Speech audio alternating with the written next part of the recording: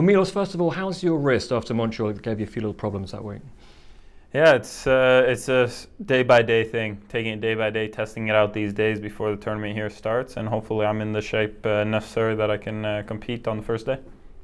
I just wonder for you coming here, after all the sort of spotlight and focus that's on you playing the Rogers Cup, is it kind of nice to come and have less of a spotlight on you here in Cincinnati, perhaps? It's different. I don't know if it's necessarily a positive or a negative. I enjoy playing at home, and I enjoy what comes with that. It's just I've always also played well here, so that's what I look forward to coming back here to Cincinnati, and hopefully I can continue that of playing well here over the years. Yeah, you're right. You've had two semi-finals, I believe. What is it that's so great about this tournament for you? Is it the conditions, or you just kind of come alive at what? Well, the conditions help for sure. The ball moves a bit more, goes through the court. Court's a little bit livelier. You tend to get the heat also that tends to speed things up a little bit as well. So I think all those factors combine in well to help enforce my game.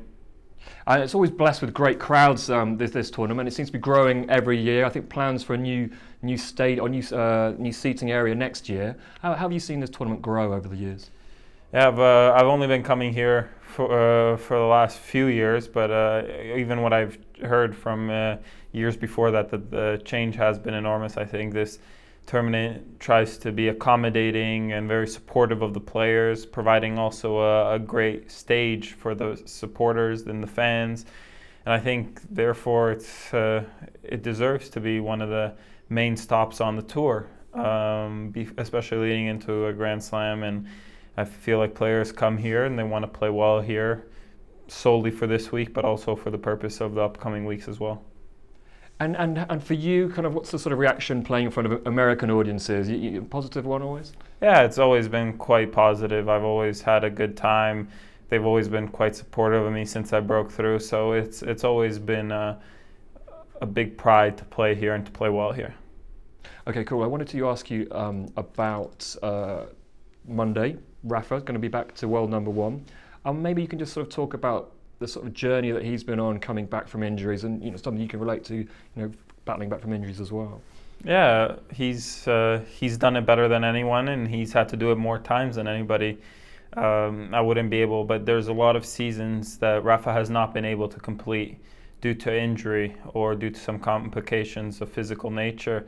And therefore, he's always been very strong in his preparations leading into the following year and coming back strong.